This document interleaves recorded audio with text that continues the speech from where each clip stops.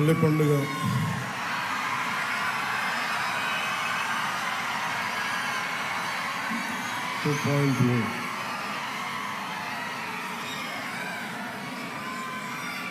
గౌరవ ముఖ్యమంత్రి శ్రీ నారా చంద్రబాబు నాయుడు గారి ఆధ్వర్యంలో ఎన్డీఏ కూటమి ప్రభుత్వం ఏర్పడిన తర్వాత 2 రోడ్లు రహదారులు గత ప్రభుత్వంలో అన్నీ పాడైపోయి గుంతలు, నడవలేని పరిస్థితులు, బండ్లు నడపలేని పరిస్థితులు. ఇలాంటి నేపథ్యంలో వారితో విసిగి వేసారిపోయి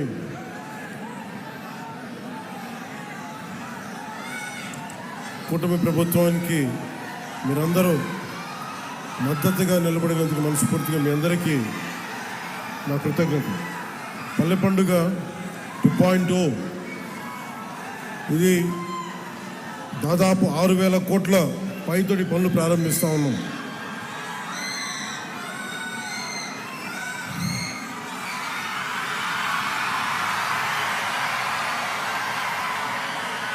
కోనసీమ రావాలంటే భయం నాకు.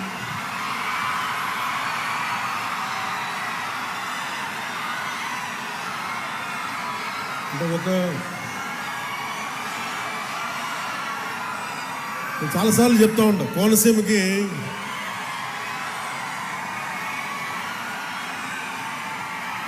ఈ మట్టిలో, ఈ నేలలో అగ్ని ఉంటుంది.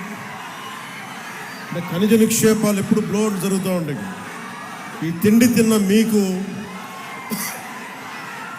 ఈ గాలి పీల్చిన మీకు ఎంత తెగింపు, ఎంత పౌరుషం ఉంటుందో నేను బాగా అర్థం చేసుకున్నాను.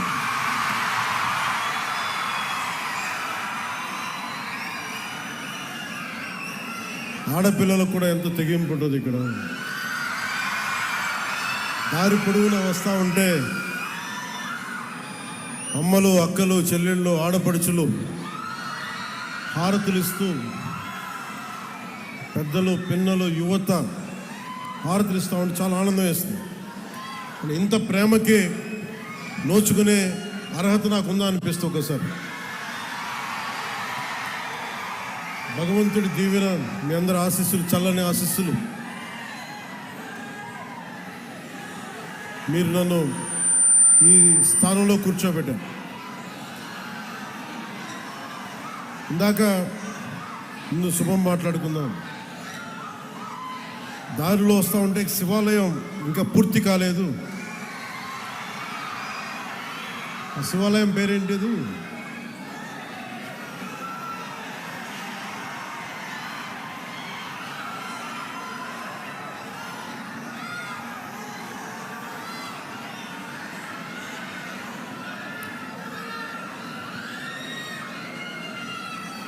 తీసుకోండి.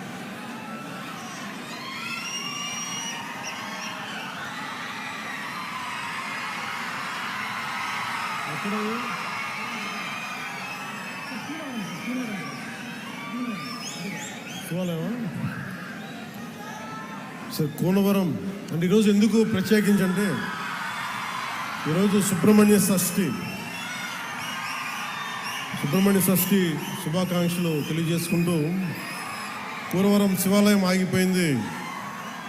సుబ్రహ్మణ్య షష్ఠి రోజున మీరు సుబ్రహ్మణ్యేశ్వర స్వామి తండ్రి అయిన పరమశివుడు ఆలయం ఆగిపోతే దాన్ని ఎలా వదిలేస్తాం? నేను మీకు మాటిస్తున్నాను, అది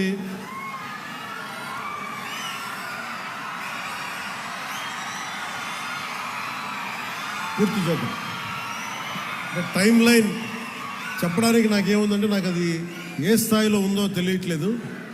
అందుకని మీరందరూ సంసిద్ధంగా ఉంటే వచ్చే సంవత్సరం లోపే దాన్ని నేను కూడా కొంత నా వ్యక్తిగత నిధులు ఇస్తాను దానికి.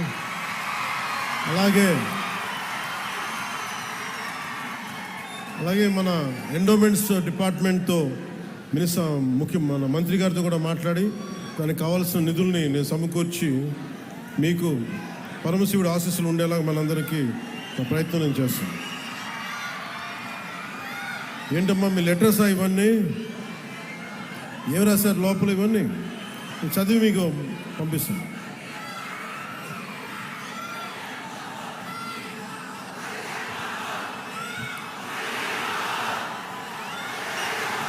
అలాగే కోనసీమ జిల్లా మినీ గూడ్స్ యూనియన్ డ్రైవర్ సోదరులందరికీ కూడా జీవో 20,000 ఏదో పెట్టారు. కొత్తగా వచ్చిన GO spot case, spot cash అనేది మీరు చెప్తా ఉన్నాను. దీన్ని ఒకసారి అధికారులతో మాట్లాడి, ఇలాంటి పిచ్చి పనులు వాళ్ళు చాలా చేశారు. గ్రీన్ ట్యాక్స్ తగ్గించాం మనం, అందుకని దీన్ని ఎలా కరెక్ట్ చేయాలి ఒకసారి అధికారులతో మాట్లాడి, మీరు ఇబ్బంది పడకుండా దీని మీద ఒక ప్రయత్నం చేస్తాను. అంతేగాని మీరు నన్ను రోడ్డు మీద ఆపేసి గొడవలు పెట్టుకోకండి నాతో. ఒకసారి ప్రేమ ఎక్కువ ఉన్న చోట ఏమైపోతుందో హక్కు వచ్చేస్తుంది. సో ఆ హక్కుతో అంటే ముఖ్యంగా నేను పర్యటనలోకి వచ్చినప్పుడు చూసే ప్రతి ఒక్కరికి, వచ్చే ప్రతి ఒక్కరికి, ప్రేమతో పలకరించే ప్రతి ఒక్కరికి కూడా నా విన్నపం, నాకు సెక్యూరిటీ ఇబ్బందులు ఉన్నాయి నాకు. సో ప్రతిసారి బయటికి రావాలంటే అది బుల్లెట్ ప్రూఫ్ వెహికల్ అవటం వల్ల డోర్ చాలా బరువు ఉంటుంది. అలాగే ఒకసారి రోడ్ల మీద నుంచి బయటకు వద్దామంటే కొన్నిసార్లు సెక్యూరిటీ సిబ్బంది, అధికారులు కూడా మాకు ఇబ్బంది అవుతుందని. అంటే మీరు మన అభిమానులు కానీ, మనల్ని ప్రేమించే జనసేన అభిమానులు కానీ ఎంత బలంగా ఉంటారంటే, ప్రధానమంత్రి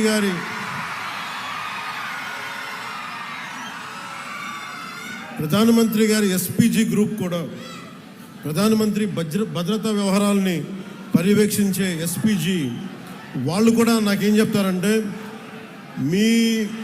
మీ వాళ్ళతో మేము పడలేం. ప్రధానమంత్రి గారికి మేము ఏ పర్యటనకు తీసుకెళ్ళినా, మేము కాశ్మీర్లో పర్యటన పెట్టుకున్నా మాకు ఇబ్బంది ఉండదు, మాకు భయం ఉండదు.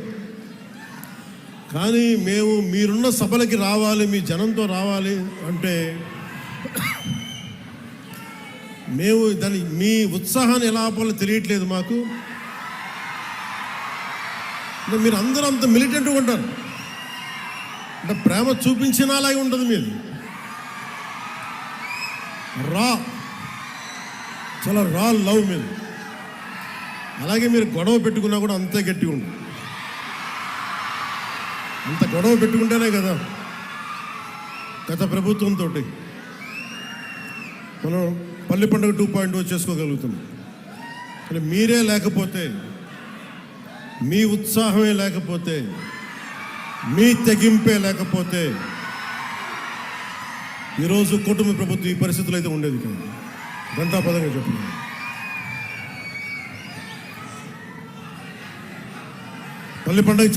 పల్లి పండుగ గురించి చెప్పబోయే ముందు ముఖ్యంగా ఇక్కడున్న జెన్సీ 20 ఏళ్ళు 2000 తర్వాత పుట్టిన పిల్లలు, యువత, నేను మీ భవిష్యత్తు కోసం ఆలోచిస్తున్నాను. అది ఆఖరిలో చెప్తాను. మీ భవిష్యత్తు కోసమే నేను ఆలోచిస్తున్నాను. మిగతా వారి సంగతి నాకు తెలియదు, కానీ నా వరకు నేను చెప్పుకోగలను. నేను చాలా 15 సంవత్సరాలు ప్రైమ్ కెరీర్ నాది. 2003, 2004, 2005 నుంచి నా జస్ట్ కెరీర్ టేక్ ఆఫ్ అవుతా ఉంది. ఎవరైనా సరే ఒక 50-55 ఏళ్ళు వచ్చాక పాలిటిక్స్ గురించి ఆలోచిస్తారు. నేను ఎర్లీ 20s 20 వయసులో ఉన్నప్పుడు ఆలోచించాను. దేనికంటే నేను వచ్చే తరం కోసం ఆలోచించాను, పుట్టబోయే తరం కోసం ఆలోచించాను. ఆ అనుభవమే, ఆ నిర్ణయమే నన్ను మీకోసం అండగా నిలబడేలా చేసింది. మీకోసం మీరు ఎలాంటి అభివృద్ధి కోరుకుంటున్నారు, ఎలాంటి నయా భారత్ని కోరుకుంటున్నారు, అలాగే వెల్ఫేర్ స్కీమ్స్ ఉండాలి, పథకాలు ఉండాలి, ఉచిత పథకాలు ఉండాలి, వాటితో పాటు అభివృద్ధి కూడా ఉండాలి. కేవలం పథకాలనే నమ్మి, కేవలం ఉచిత పథకాలనే నమ్మి, కేవలం వెల్ఫేర్ స్కీమ్స్నే నమ్మి ముందుకెళ్తే అది ఎంతవరకు సాధ్యపడద్దు నాకు తెలియదు. ఎందుకంటే కేవలం వెల్ఫేర్ స్కీమ్సే ఓట్లు తీసుకురావు. బీహార్లో కూడా మనం చూసాం. బీహార్ ఎన్నికలు కూడా ఒక్కొక్కరు అన్ని లక్షల ఉద్యోగాలు ఇచ్చేస్తాం అన్నీ చెప్పినా కానీ వాళ్ళు ఎందుకు ఆర్జేడీ లాంటి పార్టీని ఎందుకు గెలిపించలేదు అంటే ఈ జనరేషన్ మేల్కొంది, ఈ జెన్జీ, ఈ కొత్త తరం మేల్కొంది. మేము మిమ్మల్ని రకరకాలుగా విడగొట్టి విభజించి పాలిస్తే మీరు నమ్మడానికి సిద్ధంగా లేరు. ఇది నేను 2004లో నేను గ్రహించాను. పుట్టే తరం, పుట్టబోతున్న తరం కొత్త తరం, అది నవతరం, అది రక్తాలు సలసల కాగే యువతరం. అది మీకోసం బాధ్యతగా నేను రాజకీయాల్లోకి వచ్చాను. సినిమాల్లో చాలా డబ్బులు ఇందాక కూడా ఓజీ నడుస్తూ ఉంటే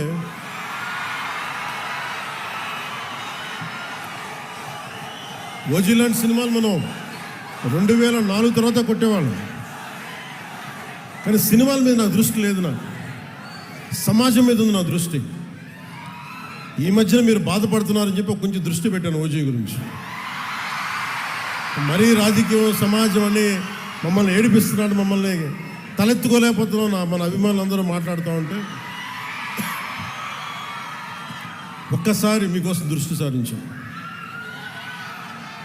ఎందుకంటే నాకు సినిమాలు ఓకే, నా బతుకు తెరువు, నా జీవనాధారం.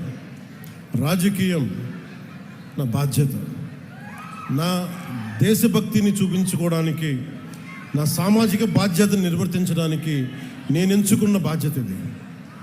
సో మీకోసం ఇలా చేయబట్టే నేను దాదాపు ఈ రోజున పల్లె పండుగ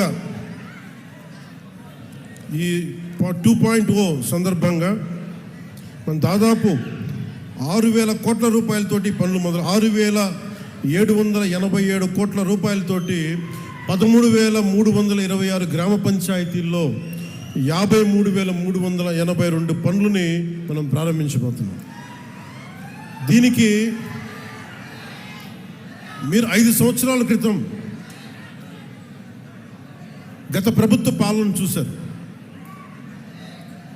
ఈ 5 సంవత్సరాల కాలంలో మీరు ఒకసారి జ్ఞాపకం తెచ్చుకుంటే మీకు ఏం గుర్తొస్తాయి చెప్పండి. వాళ్ళు చేస్తుంది గుంతలున్న రోడ్లలో చేపలు పట్టడాలు, రోడ్లు వేయకపోవడాలు, కాలువలు మరమ్మతులు చేయకపోవడాలు, ఏదన్నా అడిగితే కేసులు పెడతారు. ఇలాంటి భయానకం వాతావరణం నుంచి ఈ రోజున హక్కుగా కోనసీమ జిల్లా మినీ గూడ్స్ యూనియన్ డ్రైవర్లతో సహా వచ్చి మీరు వచ్చి మాకు ఈ సమస్య ఉందని చెప్పుకోగలుగుతున్నారు. నేను దానికి స్పందించగలుగుతున్నాను. కానీ ఇదే మీరు గత ప్రభుత్వంలో కానీ ఒక్క ఎమ్మెల్యే దగ్గర కూడా మీరు చేయగలిగేవాళ్ళ.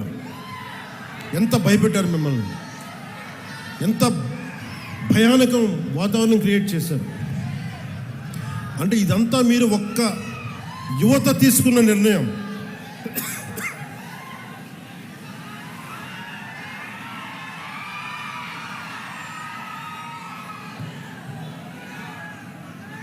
మీరు ఒక సరైన నిర్ణయం తీసుకొని ఒక సరైన కూటమి ప్రభుత్వాన్ని మీరు నారా చంద్రబాబు నాయుడు గారి నాయకత్వంలో, గౌరవ ప్రధానమంత్రి గారి నాయకత్వంలో కూటమి ప్రభుత్వాన్ని మీరు ఎంచుకోగానే ఇన్ని వేల కోట్లు మనం ఈ రోజున ఖర్చు పెట్టగలుగుతున్నాం. కేవలం మీరు ఒక నిర్ణయం తీసుకున్నారు, మేము ఈ ప్రభుత్వం కాదు కొత్త ప్రభుత్వాన్ని చూస్తాం. ఈరోజు నేను మిమ్మల్ని ఒకటే కోరుకుంటా ఉన్నాను. ఇందాక కొబ్బరి చెట్లు చూసి వచ్చాను, దెబ్బలు తిన్నాయి. అక్కడ శంకరగుప్తం మండలంలో శంకరగుప్తం డ్రైన్లో బాగా ఇబ్బంది అయిపోయింది.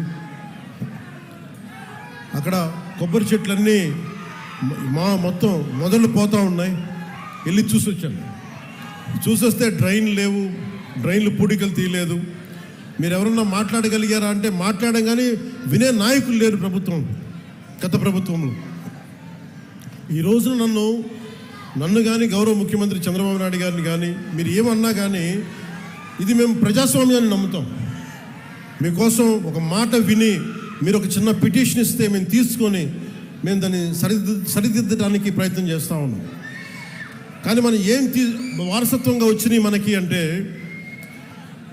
అప్పులు, వాళ్ళు చేసిన దోపిడీ, ఏ విధి విధానాలు లేకుండా అనేక సమస్యలు వారసత్వంగా ఇచ్చేశారు. నేను ఇక్కడ మనకు కనిపిస్తున్న కోనసీమ కొబ్బరి సీమ ఇది. ఒక కొబ్బరి చెట్టు మనకి ఫలం ఇవ్వాలి అంటే కనీసం 8 నుంచి 10 సంవత్సరాలు పడుతుంది. పూర్తి స్థాయిలో దాని ఫలితం చూడాలంటే కనీసం 15 సంవత్సరాలు పడుతుంది. నేను ఈ రోజున మిమ్మల్ని అడిగేది ఎలక్షన్ ముందు అడగట్లేదు, ఇప్పుడే అడుగుతున్నాను. వచ్చే 15 సంవత్సరాలు ఈ కూటమి ప్రభుత్వానికి మీరు అండగా ఉండాలి. ఒక కొబ్బరి చెట్టుకి మీరు ఎంత కొబ్బరి చెట్టుని పాతే అది 10 దశాబ్దం తర్వాత ఫలితం ఇస్తుంది. అలాగే మీరు పెట్టుకున్న నమ్మకం అన్ని సమస్యని రాత్రికి రాత్రి చేయటం కుదరదు. కానీ నేను మీకు మాటిస్తున్నాను, ఇక్కడ ఉన్న యువత అందరికీ మాటిస్తున్నాను, పెద్దలకు మాటిస్తున్నాను. నేను చాలా ప్రైమ్ ఏజ్లో వచ్చాను. నేను పాలిటిక్స్కి ఎర్లీ 30sలో వచ్చాను. నేను దేనికి వచ్చానంటే, నేను ఎంతసేపు మనం జై హిందులు కొడతాం, మహాత్మా గాంధీ గారికి దండలేస్తాం, నేతాజీ సుభాష్ చంద్రబోస్ గారికి సెల్యూట్లు కొడతాం, దేశభక్తి అంటాం. కానీ వాస్తవంగా వచ్చేటప్పటికి సామాజిక బాధ్యత కానీ దేశం పట్ల భక్తి కానీ చూపించడానికి చాలా వెనకాడతాం. నేను ఎప్పుడు వెనకాడలా, ఒక అడుగు ముందుకేశాను. గెలుస్తానో ఓడిపోతానో, అసలు ఉంటానో పోతానో నాకే తెలియదు.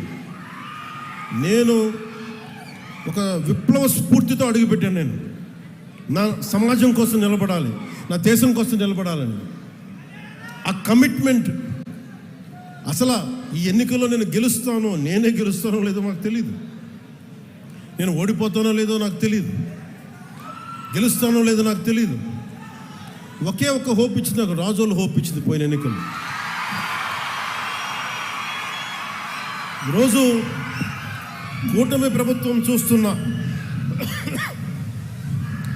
151 శాసనసభ్యులు కానీ 21 పార్లమెంట్ సభ్యులు కానీ వీటికి మూలాధారం, వీటికి అంకురార్పణ రాజోల్లో పడింది 2019.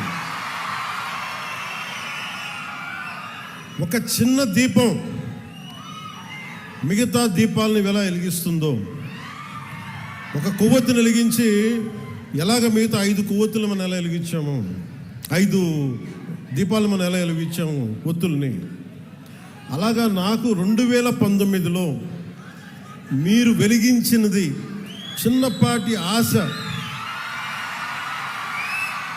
మినుకు అంటే విజయం. వెళ్ళిపోయిన ఎమ్మెల్యే,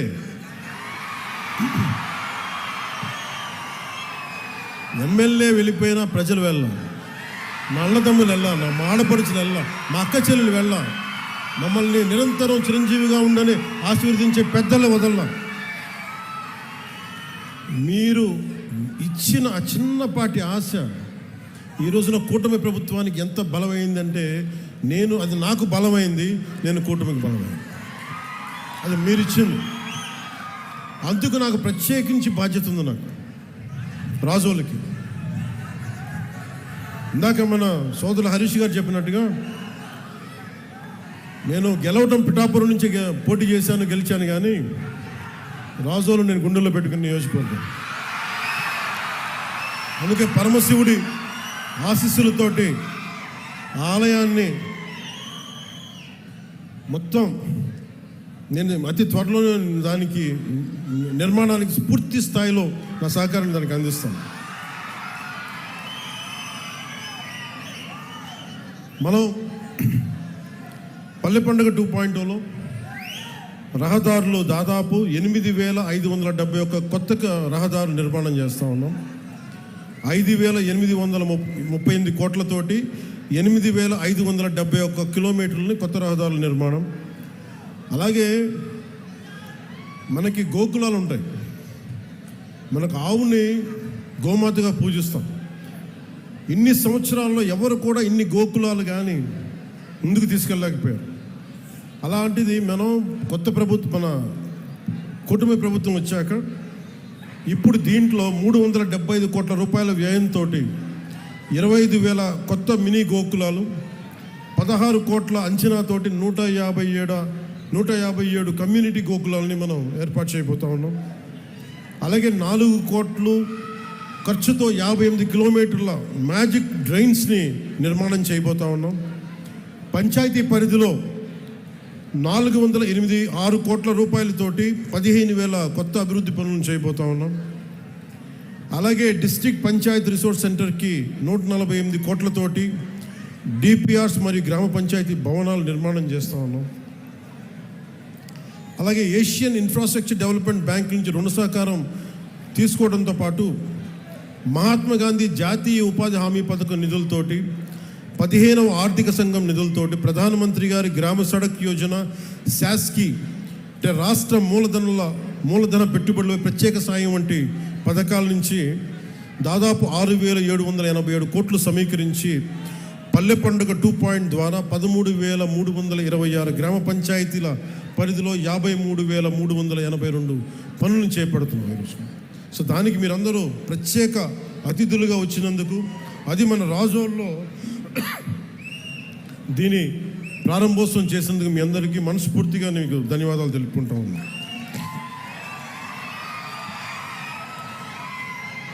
ముఖ్యంగా మన కోనసీమ జిల్లాల రహదారులు దుస్థితి చూశాక ఈ జిల్లాకి అదనంగా 100 కోట్ల రూపాయలు ప్రత్యేకంగా మంజూరు చేస్తూ ఉన్నాం. కాకపోతే వేసిన రోడ్ల మీద మీరు బైకుల్లో ఫాస్ట్గా వెళ్ళకండి, జాగ్రత్తగా ఇంటికి వెళ్ళండి. మీరు బైకుల్లో ఫాస్ట్గా వెళ్ళడానికి రోడ్లు వేయట్లా, జాగ్రత్తగా ఇంటికి వెళ్తారు. అలాగే వాడపల్లి శ్రీ వెంకటేశ్వర స్వామి ఆలయం భక్తుల 7 వారాల స్వామిగా భావించే ఈ పవిత్ర క్షేత్రానికి సౌకర్యవంతంగా చేరుకునేందుకు కొత్త రహదారి నిర్మించాలన్న అభ్యర్థనను గౌరవ కొత్తపేట శాసనసభ సభ్యులు శ్రీ బండారు సత్యానందరావు గారు గతంలో నాకు దృష్టికి తీసుకొచ్చారు.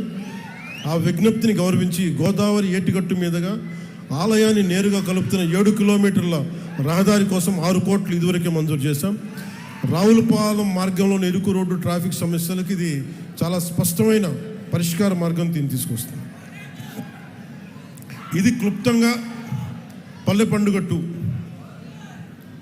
మనం భవిష్యత్తు గురించి మాట్లాడుకుందాం. ఈ రోజున కోనసీమ ఇది కేరళ లాంటి స్థాయి ఉన్న పర్యాటక శక్తి సత్తా ఉన్న ప్రాంతం ఇది కోనసీమ. ఇందాక రైతాంగంతో మాట్లాడతా, కొబ్బరి రైతాంగంతో వాళ్ళు చెప్పారు నాకు, ఈ మనకి పూడికలు తీయలేదు, దానివల్ల ఉప్పు నీరు ఇట్లాగా ఉండిపోయి కొబ్బరి చెట్లు మొదల దాకా పోతున్నాయి. ఏం చేయాలంటే నేను చెప్పాను, దానికి కావాల్సిన 22 కోట్లు 23 కోట్లు ఖచ్చితంగా దాన్ని ముందుకు తీసుకెళ్ళి ఇచ్చేస్తాం. కానీ దానికంటే నేను ఆలోచిస్తుంది చాలా పెద్ద ప్లాన్ ఆలోచిస్తాను. మన కోనసీమ గురించి ఆలోచిస్తున్నాం. రైల్వే లైన్ ఒకటి ఉంది,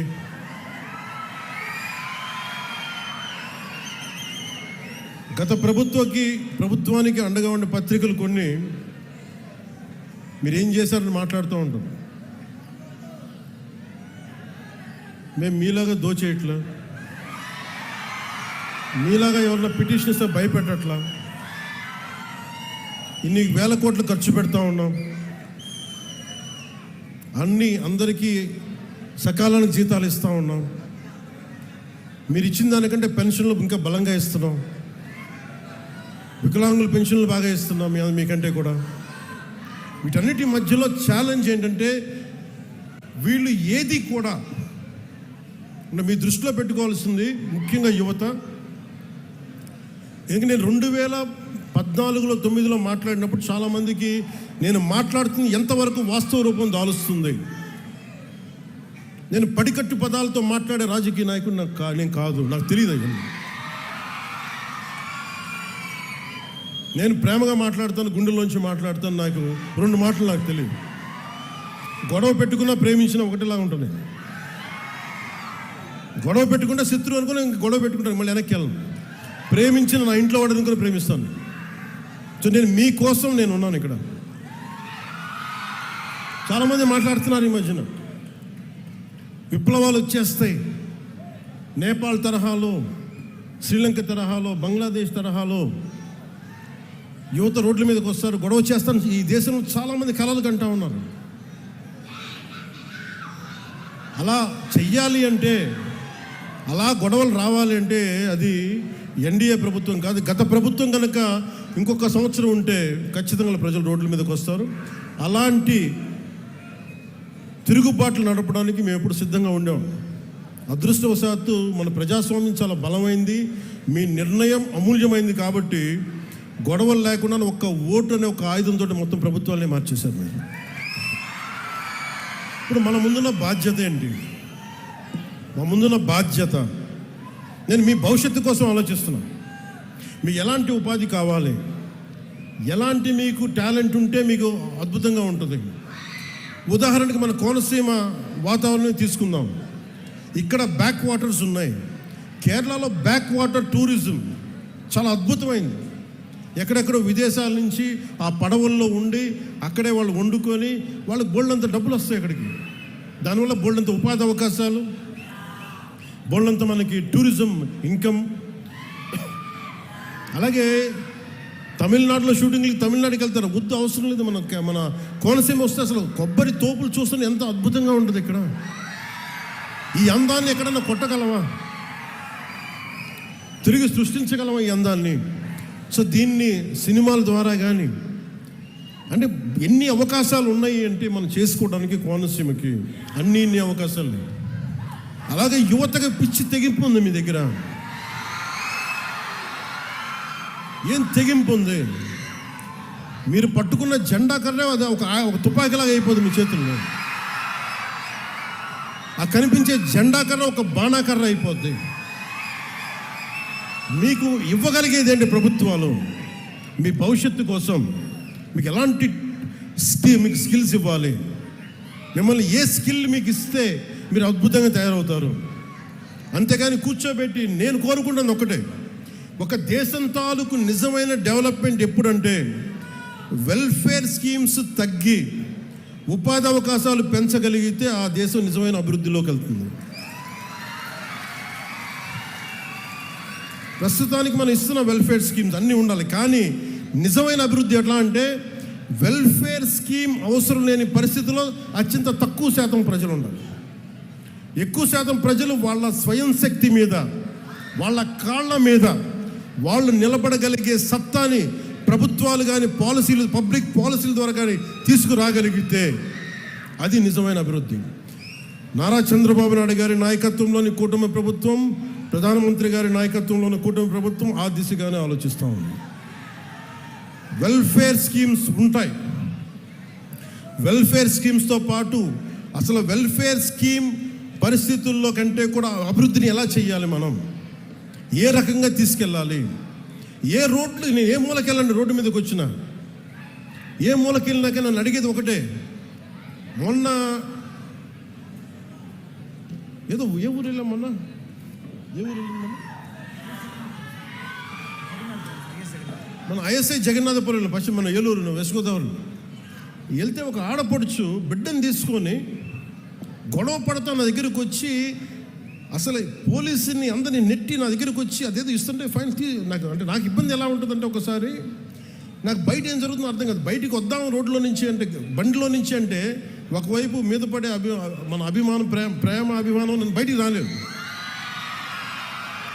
వీటి మధ్యలో చాలామంది పిటిషన్లు ఇస్తూ ఉంటారు. నేను తీసుకోలేక కాదు, నాకు అది పొగరు కూడా కాదు, నాకేం నిస్సహాయత. ఒకవేళ పాపం సెక్యూరిటీ వాళ్ళు కూడా అందరూ చూస్తూ ఉన్నారు, వాళ్ళు కూడా 100 మందిని తోయగలరు, 500 మంది వస్తే వాళ్ళు కూడా ఎక్కడ తోస్తారు. ప్రధానమంత్రి గారు ఎస్పీజీ చేతులు ఎత్తేస్తారు. ఒకసారి మీరు దయచేసి రావద్దని కోరుకుంటున్నాను. మీరు రాకపోతే మాకు చాలా సంతోషం, కానీ ప్రధానమంత్రి నన్ను కోరుకుంటారు రమ్మని చెప్పి, అందరూ తప్పదు. కానీ మొన్న ఐఎస్ జగన్నాథపురం వెళ్తే ఒక ఆడపడుచు కూర్చొని రోడ్డు అందరితో మనకి కొట్లాడి పోట్లాడి, నేను ఇంకా ఆవిడ పరిస్థితి చూసి ఆపాను. ఇవ్వండమ్మా అంటే ఆవిడొచ్చి ఒకటే అడిగింది, అన్న మాకు రోడ్డు లేదన్నా ఇక్కడ. ఒక ఆడపడుచు వచ్చి బిడ్డని సంకనెత్తుకొని అడుగుతుంది, రోడ్డు అడుగుతుంది, ఇన్ఫ్రాస్ట్రక్చర్ అడుగుతుంది అమ్మాయి. కనీసం రోడ్డు వేయండి మాకని. నాకు ఇచ్చి ఒక 2000 పెన్షన్ ఇమ్మని అడగట్లేదు ఆవిడ, నా బిడ్డకి ఉచిత చదువు ఇమ్మని అడగట్లే. కానీ ఏమడుగుతుందంటే ఒక రోడ్డు వేయండి అన్నాను. అంటే రోడ్డు అనేది ఎంత కీలకమైందంటే ఈ పల్లి పండుగ నేను అంత కమిటెడ్గా నేను చేస్తున్నాను. నిధులు లేకపోయినా రకరకాల మనకి ఒత్తిళ్ళు ఉన్నా కానీ పాపం ఎన్ని ఒత్తిళ్ళ మధ్య మన ముఖ్యమంత్రి గారు ఉన్నా నేను వెళ్ళి నాకు ఏం చేస్తారో తెలియదు, నాకు రోడ్లు వేయాలి, రోడ్ల మీదకి వెళ్ళలేకపోతున్నాం మేము. మన కమిట్మెంట్ ఇది. అంటే పాప ఆయన కింద పడి తర్జన భర్జనలు పడి పాపం ఈరోజు మనకి ఇన్ని కోట్లు ఇవ్వగలుగుతున్నారు, అంటే కేంద్ర ప్రభుత్వం కానీ రాష్ట్ర ప్రభుత్వం కానీ. అంటే ఇవన్నీ ఎందుకు చెప్తున్నానంటే మనము సగటు మనిషి కోరుకుంటుంది డెవలప్మెంట్ కోరుకుంటున్నాడు. నాకు నా సొంత కాళ్ళ మీద నిలబడగలిగే స్వశక్తిని నాకు ఇవ్వండి, నాకు అది మాకు ఇవ్వండి, మాకు ఇవ్వండి అని కోరుకుంటున్నాను. నేను ఆ దిశగా నేను ఆలోచిస్తున్నాను. ఎందుకంటే ఎంతసేపు చేపలు పట్టి కూడా నేర్పించాలి, కానీ చేపలు ఇవ్వడం ఒక్కటే సరిపోదు. కొన్నిసార్లు అవసరం, కొంతమందికి అవసరం. దివ్యాంగులు ఉంటారు, వాళ్ళు పనులు చేసుకోలేరు. కానీ దివ్యాంగుల్లో కూడా ఎంత గొప్ప వాళ్ళు ఉన్నారంటే, నేను మన పిఠాపురంలో వెళ్తే పెన్షన్ ఇస్తే ఆవిడ తిరిగి వచ్చి అన్న దీన్ని ఎవరికన్నా ఇంకొక లేని వాళ్ళకి ఇవ్వండి అని చెప్పి దివ్యాంగురాలు ఒక ఆవిడ వచ్చింది. అంటే ఈ స్థాయిలో ఉన్నారు మనుషులు, ఇంత గొప్ప వాళ్ళు ఉన్నారు. సో నేను కోరుకుంటుంది మీకు బలమైన భవిష్యత్తు ఇవ్వడానికి నేనున్నాను.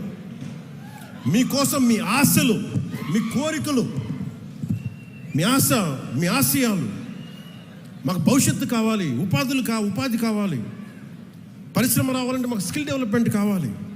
స్కిల్ డెవలప్మెంట్ కావాలంటే మీ ఏదైనా చదువుకోవాలి. లేదంటే నేను ఎదిగిపోయాను కానీ నాకు చదువుకోవడానికి లేదంటే మీకు నైట్ టైమ్స్ ఉండే మీకు రాత్రుల పూట వయోజన విద్యలు ఏమైనా ఉన్నాయేమో, ఇప్పుడు స్కిల్ అప్గ్రేడేషన్ ఏదైనా కావాలేమో, ఇలాంటివన్నీ ఆలోచించడానికి it takes a lot of time, చాలా సమయం అవసరం పడుతుంది. మీరు బైక్ల మీద రోడ్ల మీద మీరు యాక్సిలేటర్ ఇస్తూ ఉంటే నాకు ఏమర్థమో తెలుసో, నాకు మీ ఎనర్జీ అది, మీ శక్తిని దేశం కోసం, సమాజం కోసం ఛానలైజ్ చేయగలిగితే మనం అమెరికాకి వెళ్ళాల్సిన అవసరం ఉంటుందా? మన రాజోల నుంచి గల్ఫ్కి వెళ్ళాల్సిన అవసరం ఉంటుందా? 15,000 కుటుంబాలు రాజోల నుంచి గల్ఫ్కి వెళ్ళే అవసరం ఉంటుందా? మనకే ఇక్కడ సంపద అద్భుతంగా ఉంటే.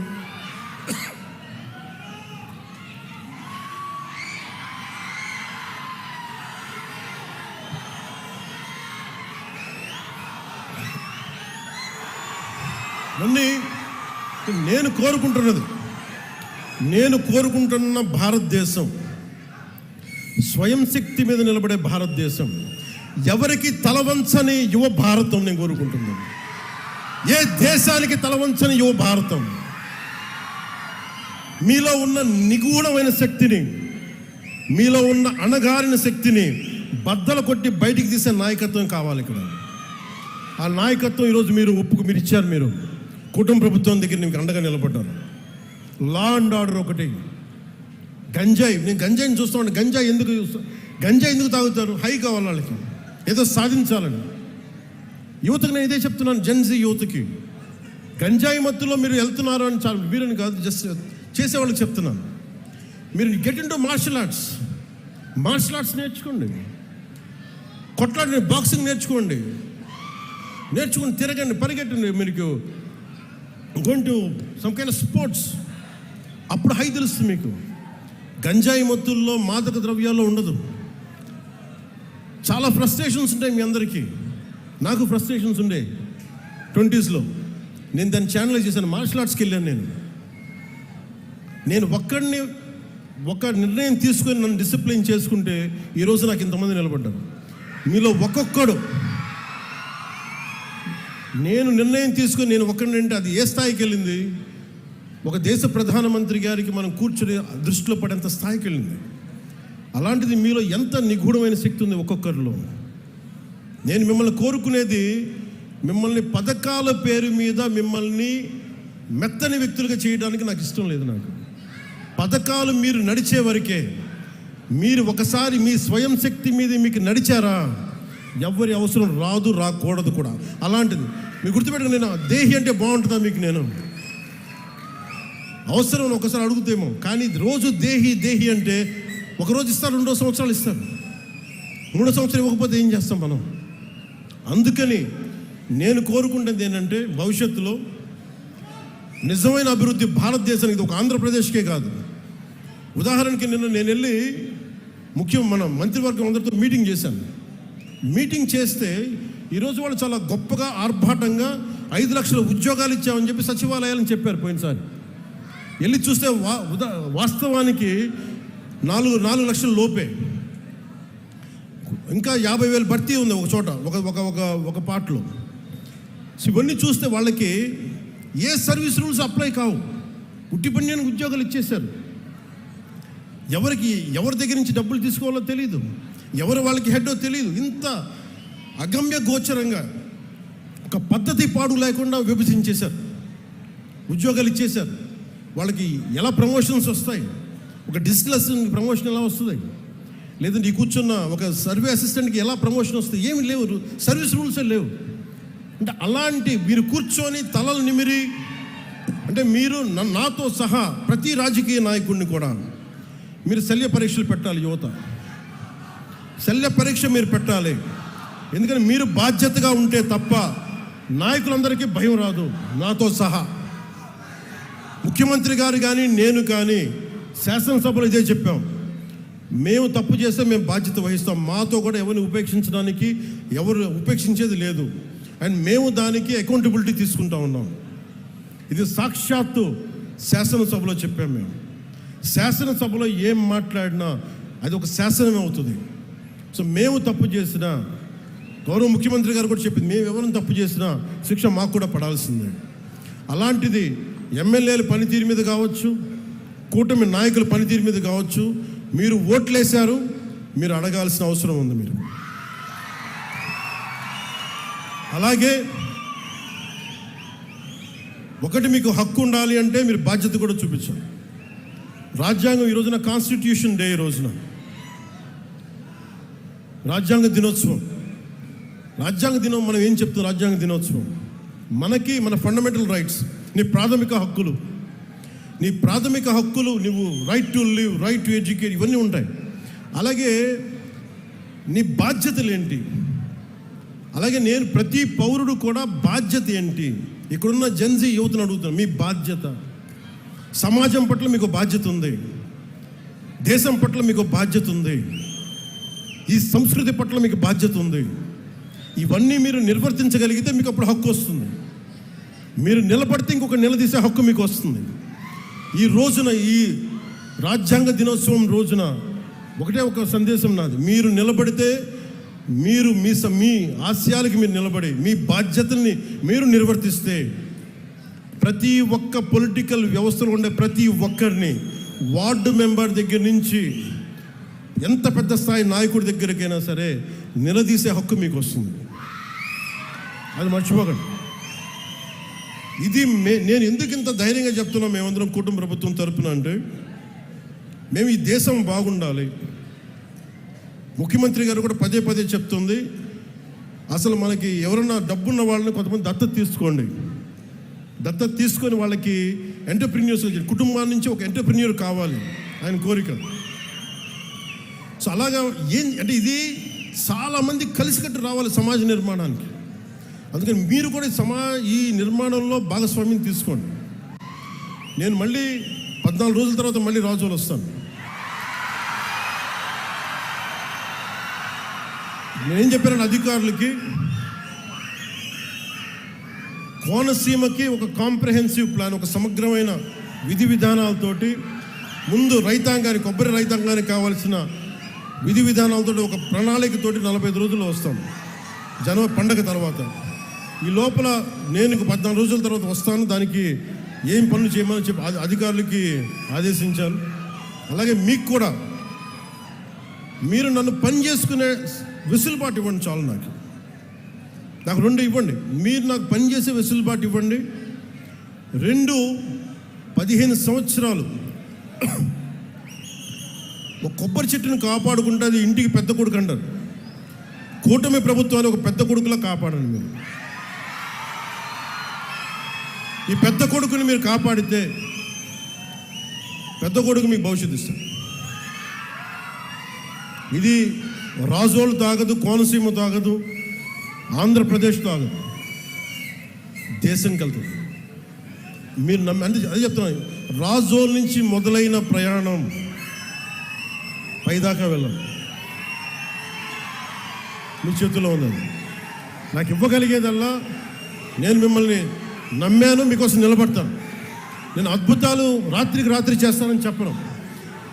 రోడ్లు రాత్రి వేయలేం, కానీ మీకోసం నిలబడతాం.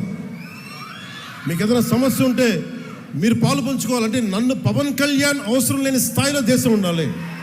పవన్ కళ్యాణ్ అవసరం లేని స్థాయిలో రాజోలు ఉండాలి.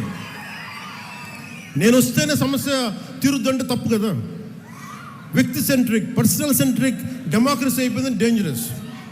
It should be citizen centric democracy. అక్కడున్న ఆడపిల్ల నాకు పని అవ్వట్లేదంటే మీరు ధైర్యంగా వెళ్తే మీరు గొంతు తెరిస్తే పని అయిపోవాలి మీకు. అది కదా మీకు రాజ్యాంగం ఇచ్చింది. దానికోసం పవన్ కళ్యాణ్ కోసం వెయిట్ చేయకర్లా, ఇంకో అధికారి కోసం వెయిట్ చేయకర్లా, ఇంకో మంత్రి కోసం వెయిట్ చేయకర్లా. ఎప్పుడైతే ప్రజలు చాలా బలంగా ఉంటారో నాయకులకు భయం వేస్తుంది. You have to become an vote bank. చూడండి, గత ప్రభుత్వం మళ్ళీ ఏం మాట్లాడుతున్నారు, మేము భవిష్యత్తులో ఇవి చేస్తాం ఉన్నారు. మీకు 5 సంవత్సరాల సమయం ఇస్తేనే మీరు ఏం చేయలేకపోయారు. రాష్ట్రాన్ని ఇంత అస్తవ్యస్తంగా చేశారు. ఇంకొకసారి మీరు వస్తే ఏం జరుగుద్ది? అదే వద్దని చెప్పి మమ్మల్ని ప్రజలు పక్కన పెట్టారు. ఈ రోజుకి వాళ్ళు తీర్థాన్ని మార్చుకోవట్లేదు. చాలా తక్కువ సార్లు గత ప్రభుత్వం గురించి మాట్లాడతారు. వాళ్ళు ఈ రోజుకి వాళ్ళ బూతులు మారట్లేదు, వాళ్ళ బుద్ధులు మారట్లేదు. నేను ఇంకా మీరు సామాజిక మాధ్యమాల్లో తిడుతూనే ఉన్నారు. మళ్ళీ ఇంకొకసారి హెచ్చరిస్తున్నాను. పిఠాపురంలో ఒకసారి చెప్పాను మీకు, మళ్ళీ మీరు కూర్చొని పాత పద్ధతిలో కనుక మళ్ళీ నాయకులు మళ్ళీ మీరు పిచ్చి ప్రలాపనలు చేస్తే పర్యవసానాలు చాలా తీవ్రంగా ఉంటాయి, గుర్తుపెట్టుకోండి. మిమ్మల్ని మీరు కానీ మీ నాయకులు కానీ మీరు ఒక క్రమబద్ధంగా ఒక పద్ధతిలో మమ్మల్ని విమర్శిస్తే తప్పులను మేము సరిదిద్దుకుంటాం, వివరణిస్తాం. అలా కాకుండా వ్యక్తిగతంగా మళ్ళీ పాత పద్ధతిలో చేస్తే ఈసారి నేనే చెప్తున్నాను. మీరు పవన్ కళ్యాణ్ మంచితనం చూశారు, పవన్ కళ్యాణ్ సహనం చూశారు, పవన్ కళ్యాణ్ గట్టితనం మీరు చూడలేదు ఎప్పుడు. దయచేసి అక్కడ దాకా తీసుకెళ్ళకండి. ఎందుకంటే నాకు క్షమ ఉండదు నా దగ్గర. మీలాంటి వాళ్ళకి రిపీటెడ్ అఫెండర్స్కి, క్రైమ్ చేసి తప్పించుకుందాం అనుకున్నోడికి, రిపీటెడ్ అఫెండర్స్కి నా దగ్గర క్షమ ఉండదు. చాలా భరిస్తాం, చాలా సహనంతో తీసుకుంటాం. కానీ పదే కూర్చోబెట్టి మేము ఏదైనా చేస్తామని మీరు మళ్ళీ పాత పద్ధతిలో చేస్తే వీఆర్ క్లోజ్గా మానిటర్ చేస్తున్నాం. ఎవరు ఏం మాట్లాడుతున్నారు, ఎవరు ఏం చేస్తున్నారు, మీకు అవకాశం ఇస్తున్నాను. మీరు ప్రజాస్వామ్యబద్ధంగా విమర్శించండి, సౌహృదయంతో కూటమి ప్రభుత్వం తీసుకుంటుంది. మళ్ళీ హద్దులు దాటి మాట్లాడి మేమే వచ్చేస్తాం 29లో అంటే నేను చెప్తున్నాను కదా, మళ్ళీ ఈ రోజున నా రాజోలు గడ్డ సాక్షిగా చెప్తున్నాను కదా.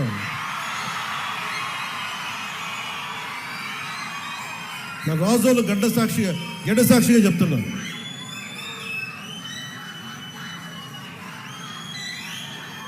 మీరు అలాంటి ఆశలు పెట్టుకోకుండా జరగవు. ఎందుకంటే ప్రజలు మమ్మల్ని నమ్మారు, మేము వాళ్ళ ముందుకు తీసుకెళ్తాం. నేను మీ చేత మీ ఏ సమస్య ఉన్నా కానీ మనందరం కూర్చొని, ఉదాహరణకి మన ఆటో డ్రైవర్ సోదరులు ఒక సమస్య చెప్పారు, మాట్లాడుతాం దాని గురించి. ఓకే, సమస్య ఏముంది, కూర్చోబెట్టి మాట్లాడి, ప్రజాస్వామ్యం అంటే అదే కదా. ఒక సమస్య ముందుకు వస్తే మనం వింటాం, దానికి ఎలా పరిష్కార మార్గం వెతుకుతాం. అందరం కలిసికట్టుగా దేశాన్ని, సమాజాన్ని నిర్మిద్దాం. అంతేగాని క్రిమినల్ యాటిట్యూడ్ తోటి ఎవరు వచ్చినా కానీ, అది నా పార్టీ జనసేన పార్టీలో ఉన్నా కానీ, కూటమి పార్టీలో ఎవరున్నా కానీ, ప్రజాస్వామ్యాన్ని గౌరవించిన నాయకులు ఎవరైనా సరే, నా సొంత పార్టీలో, మన సొంత పార్టీలో ఉన్నా సరే, జనసేనలో ఉన్నా సరే, నేను ఉపేక్షించను. అలాంటి నాయకుల్ని, అలాంటి వ్యవహారం నడిపేవాళ్ళు నేను వదులుకోవడానికి సిద్ధంగా ఉన్నాను తప్ప, నన్ను ప్రేమించే జనాన్ని వదులుకోవడానికి నేను సిద్ధంగా లేను. నేను ఇంత స్పష్టంగా నా మైండ్లో కానీ నా గుండెల్లో కానీ ఉన్నాయి. ఎందుకంటే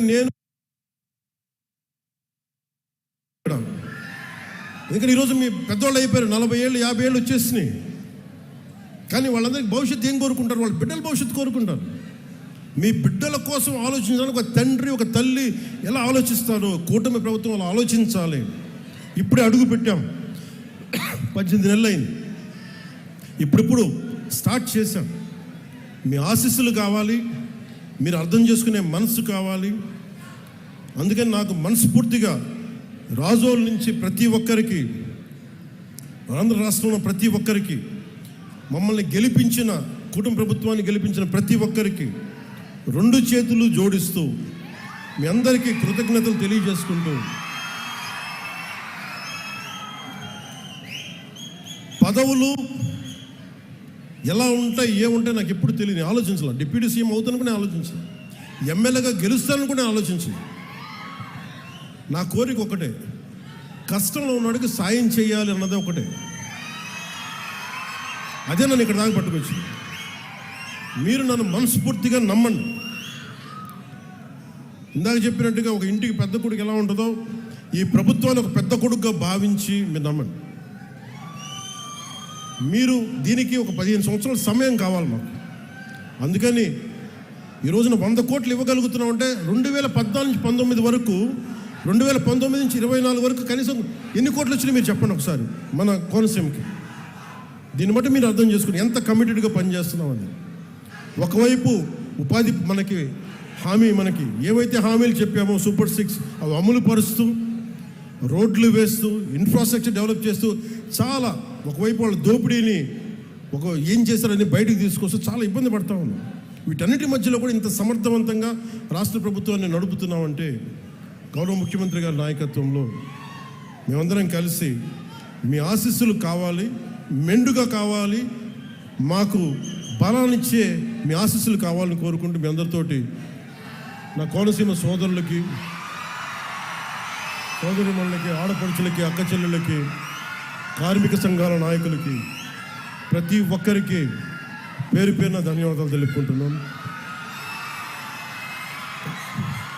వేదిక పైన ఆసీనులైన గౌరవ రాజోలు శాసనసభ సభ్యులు, సభాధ్యక్షులు దేవి వరప్రసాద్ గారికి, అమలాపురం పార్లమెంట్ సభ్యులు గౌరవ శ్రీ హరీష్ మధుర బాలయోగ్ గారికి, శ్రీ పేరాబత్తుల రాజశేఖర్ గారికి, శ్రీ ఐతాబత్తుల ఆనందరావు గారికి, గన్నవరం శాసనసభ్యులు గిడ్డి సత్యనారాయణ గారికి, శ్రీ బండారు సత్యానందరావు గారికి, బొమ్మిడి నాయకర్ గారికి, ఇతర శాసనసభ్యులు నాయకులకి, ప్రతి ఒక్కరికి పేరు పేరున నా హృదయపూర్వక కృతజ్ఞతలు.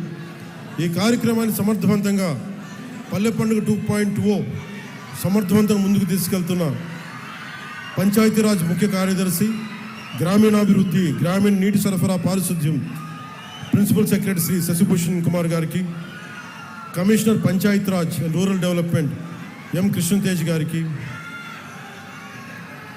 డిస్ట్రిక్ట్ కలెక్టర్ గారు మహేష్ కుమార్ గారికి, ప్రతి ఒక్కరికి నా ధన్యవాదాలు తెలుపుకుంటూ మరోమారు మళ్ళీ ఇంక 14 రోజులతో మళ్ళీ కలుసుకుందామని తెలియజేసుకుంటూ సెలవు తీసుకున్నాను.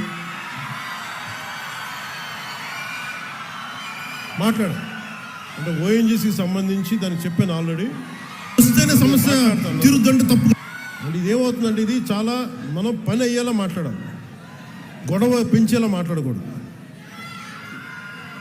ఏదన్నా సరే పరిశ్రమలు కావాలి, పరిశ్రమల ద్వారా కొంత కాలుష్యం ఉండడం తప్పదు అది. కానీ కాలుష్యాన్ని ఎంత తగ్గించగలం, అలాగే ఎంత మనకి దానివల్ల జరిగే నష్టాన్ని ఎంత నివారించగలం దాని మీద నాకు అవగాహన ఉంది. అధికారులు కూడా చెప్పారు, ఓఎన్జీసీ సంబంధించి మన కొబ్బరి చెట్లు కూడా ఏదన్నా ఇంపాక్ట్ అవుతున్నాయా అనేది కూడా దాని గురించి కూడా ఉంది. మాట్లాడి ఓఎన్జీసీ గెయిల్ బాధ్యతలకి అది కూర్చోబెట్టి దృష్టిలో ఉంది మాట్లాడండి. Thank you. జై హింద్.